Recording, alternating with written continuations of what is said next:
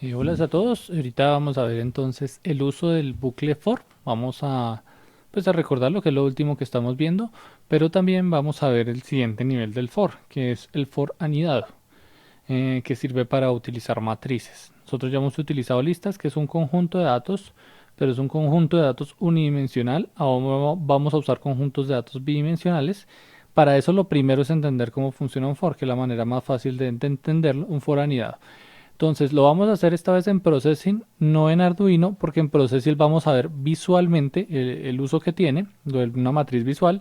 Entonces nos será un poco más fácil de entender y la lógica pues sabemos que es exactamente igual a la de Arduino. Que Arduino funcionaría con datos, no con dibujos. Pues que lo vamos a hacer ahorita con dibujos. ¿Listos? Entonces arrancamos con el Processing. Recordemos que lo primero que hay que configurar es que tiene que existir un voice setup, igual que en el Arduino. Y lo que tenemos que configurar es el tamaño del sketch. Lo voy a poner de 800 por 600. Le pueden poner el que quieran. Y el frame rate, que ya tiene un predeterminado, pero siempre es bueno ponerle uno para estar seguros de cuál tiene. Que la tasa de refresco por lo que es gráfico. Listo, cierro el void setup y el void draw, que es el equivalente al void loop en el Arduino, ¿no? El que se está repitiendo todo el tiempo. Y lo que vimos bueno, de lo único que hemos visto del processing, de la introducción, de cómo recibir datos seriales por un lado, pero por otro lado cómo dibujar, que era como lo básico de processing. Entonces lo que vamos a hacer es dibujar primero que todo un rectángulo. Recuerden que un rectángulo se dibuja como dando una posición, posición X, posición Y, que eso lo pueden consultar en la referencia, ¿no? Posición X, posición Y y un tamaño, digamos que 50 en X y 30 en Y, para que quede como un rectángulo. Listo, y cerramos. Le damos play y ahí tenemos nuestro rectángulo. Rectángulo dibujado en la posición 10,10. Recuerden que la posición 00 de processing y en general de la mayoría de lenguajes de programación de trabajo en pantalla, 00 es la esquina superior izquierda. Esta es la posición 00. Y el Y aumenta hacia abajo. El X es normal, pues aumenta hacia la derecha, pero el Y aumenta hacia abajo. Entonces por eso posición X10, Y10 y ahí pone la esquina superior izquierda del cuadrado. O bueno, el rectángulo en este caso. Desde ahí es donde comienza a dibujar. Nosotros podemos decir que le dibuja el centro con un rect mode, pero en este momento no me interesa. Lo que voy a hacer es dibujarlo ahí desde el bordecito y no hay problema. Entonces tenemos un rectángulo. Y ahora sí pasemos a nuestro meollo del asunto. Los bucles for. Ya hemos aprendido a usar un bucle for. Entonces lo voy a usar acá para hacer, no sé, 10 rectángulos supongamos. Entonces recuerden que es un for. Abro corchetes y todo lo que quiero que se repita dentro del corchete, entonces voy a cerrar corchete por acá. Listo. Listo, ahí tenemos un for. Y dentro del for, dentro de los corchetes del for, fíjense que ahí se señalan, está el rectángulo. Voy a aumentarle un poco el tamaño de letra porque creo que aquí está muy pequeño comparado como estaba explicando el de Arduino, para que lo puedan ver más claro. Listo. Ahora sí, tenemos un for y tenemos dentro de los corchetes del for, tenemos el rectángulo, sí, el rectángulo. Entonces aquí está la abre y cierra el corchete del for y el rectángulo. Ahora, dentro del for, dentro de los paréntesis del for, ahí tengo que escribirle el contador, ¿no? Que es el que define cuántas veces se va a repetir. Entonces le voy a poner el X, que es cualquier nombre, recuerden, X. Le voy a poner de una vez X porque lo voy a usar después para la coordenada X, pero el nombre puede ser cualquiera. Y las veces que quiero que se repita, voy a decir que menor a 10 para que se repita 10 veces. Y X más más. Listo. Aquí tenemos nuestro for hecho y se repite 10 veces la instrucción. Entonces le damos a dar clic y vemos que, uy, sale un cuadradito. Entonces, ¿qué es lo que está pasando acá? Recuerden que esto es igual que Arduino. En Arduino cuando teníamos el de la melodía, haciendo el for, si uno de estos datos se los deja estáticos, pues realmente no había ninguna melodía. Siempre tocaba la misma nota, la misma nota, la misma nota. Entonces uno tenía que hacer que el dato fuera cambiando para que tocara una nota diferente cada vez que se fuera reproduciendo. En este caso, está dibujando el mismo cuadrado, o sea, en la posición 10,10, posición, perdón, tamaño 50-30. Lo está dibujando siempre ahí, siempre ahí. Entonces realmente aquí sí hay 10 cuadrados. Lo que pasa es que, o 10 rectángulos. Lo que pasa es que hay uno encima del otro. Entonces tenemos que comenzar a decirle que sean posiciones diferentes. Podríamos hacer las listas igual que en el ejemplo de las melodías. La lista con notas, aquí sería una lista con posiciones y podríamos ir poniendo las posiciones que queramos. Pero en este caso, digamos que lo que vamos a usar es matemáticamente una razón de proporción, o sea, una proporción para ubicar los triángulos, perdón, los rectángulos. Entonces vamos a ponerle una razón de proporción para que me separe los triángulos en la posición X en este momento. Entonces, ¿cuál es la idea? Que aquí sí, de hecho lo mencionaba en ese tutorial, que se pueden hacer razones matemáticas para evitar usar listas, pero siempre que tendríamos pues realmente una proporción numérica. En las listas lo que necesitamos en la melodía era que la melodía era la que uno quisiera, entonces no necesariamente tenía una proporción numérica, por eso era mejor usar listas. Acá lo vamos a usar con una proporción y una proporción simple, o sea, todos los cuadrados los vamos a tener en la misma separación. ¿Listo? Entonces, ¿cómo vamos a hacer eso? Realmente necesitamos la distancia de separación entre entre los rectángulos. Entonces voy a poner aquí una variable que sea esa distancia de separación. Lo voy a poner como entero dist x. Vamos a suponer que esa es la distancia en x. Y la separación entre cuadrado y cuadrado, teniendo en cuenta que miden 50, vamos a hacerlo de 60. Esta separación es entre el punto inicial de un cuadrado al punto inicial del otro cuadrado, no el punto final. Entonces ahorita lo muestro de nuevo en la ejecución para que nos demos cuenta. Entonces listo, el primer cuadrado ya no va a ser en la posición 10, sino tenemos que usar la distancia. Pero cada uno tiene que estar pues a una distancia diferente, teniendo en cuenta que 60 es el incremento que va a tener en cada uno de los cuadrados. Es decir, el primer cuadrado se va a dibujar en la posición 0, el segundo en la posición 60, el segundo le debe sumar 60 más, o sea, en la 120, el tercero le debe sumar 60 más, o sea, en los 180. Entonces tiene que ir sumando y sumando y sumando 60 cada vez. ¿Listo? Entonces, una suma repetida del mismo número básicamente es una multiplicación, ¿no? Entonces, cuando multiplicamos 60 por 3 es sumar 60 tres veces, 60 más 60 más 60. Entonces, lo que podemos hacer acá es que como tenemos el número del contador, o sea, el número de la repetición, sencillamente podemos tomar dis x, que es la distancia en x, y multiplicarla por la repetición, es decir, por x.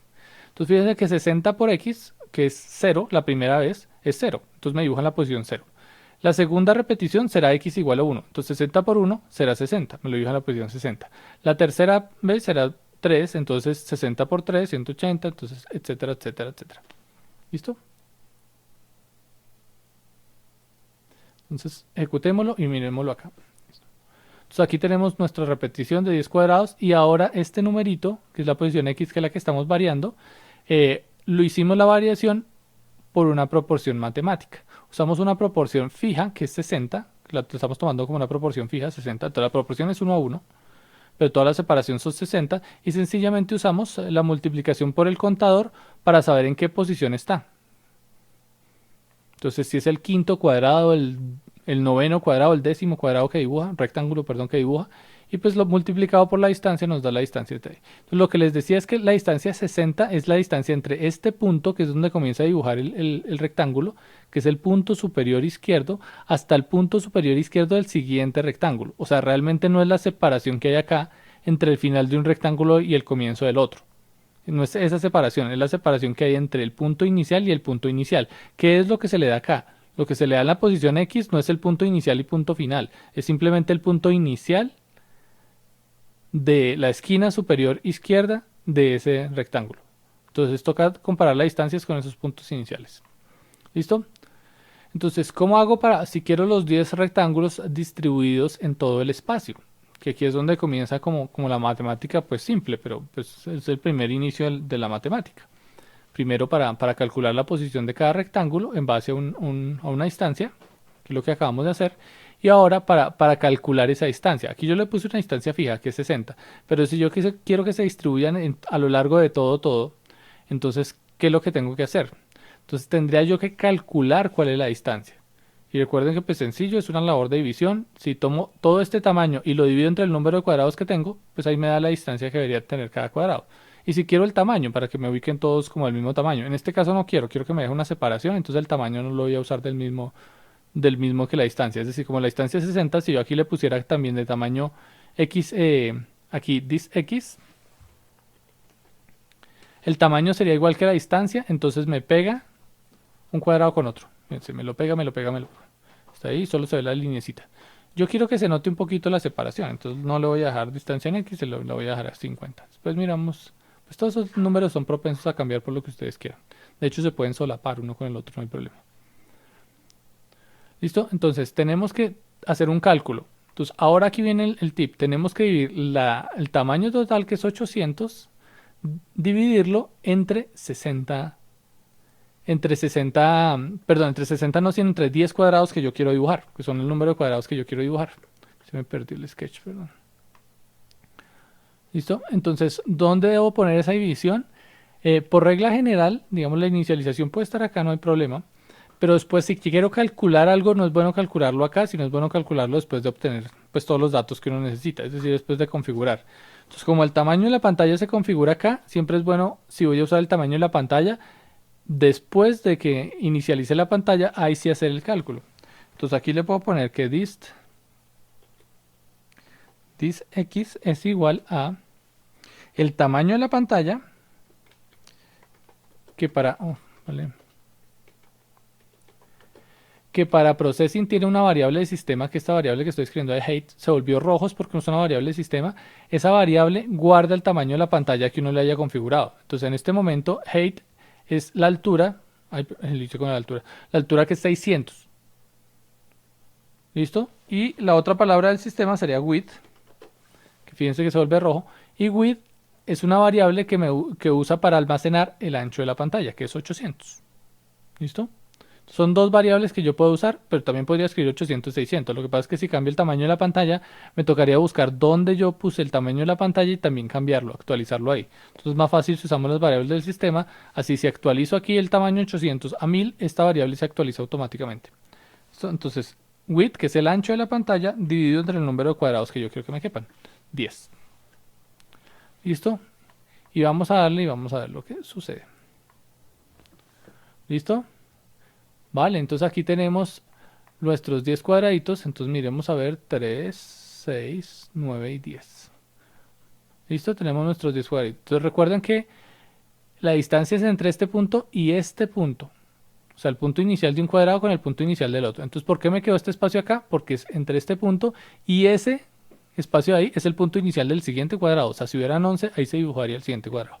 Entonces es normal que me quede este espacio ahí. Si quieren, pues pueden hacer el cálculo para mirar cómo se elimina eso si uno le da una cierta separación, pero inicialmente dejémoslo así. Obviamente lo que digo, si yo uso aquí this x en vez del tamaño,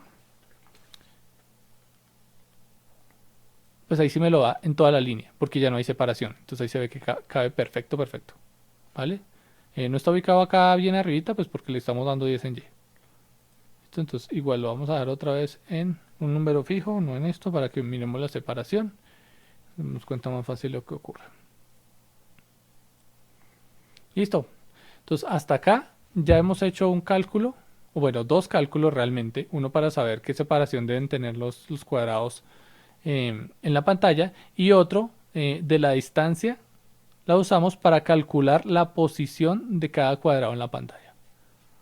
¿Listo? Entonces es lo mismo que hemos hecho con el for antes de repetir una instrucción. La única diferencia es que no estamos usando listas para variar el dato, sino estoy usando un cálculo matemático para variar el dato.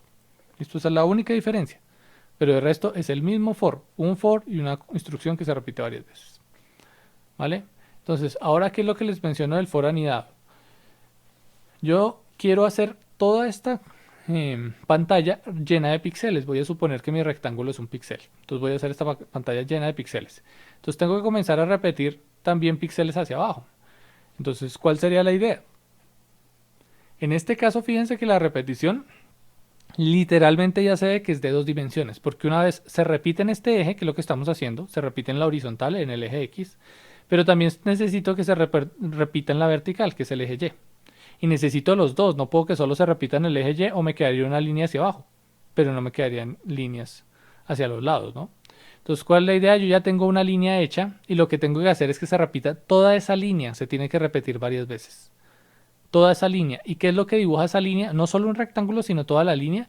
El que dibuja el rectángulo es esta instrucción rect y el que dibuja toda la línea es el for. El for es el que hace que dibuje los 10 cuadrados. Entonces todo este for lo tengo que repetir. Entonces, ¿cómo hago para repetirlo? La instrucción for. Entonces todo ese for tiene que ir dentro de otro for. Por eso yo les decía que vamos a ver for anidados. Eso es lo que se llama anidados, que no es un for después de otro for, como lo hemos usado, como en varios lugares diferentes, sino un for dentro de otro for. Que de hecho así hemos usado los if. Los if ya hemos usado anidados.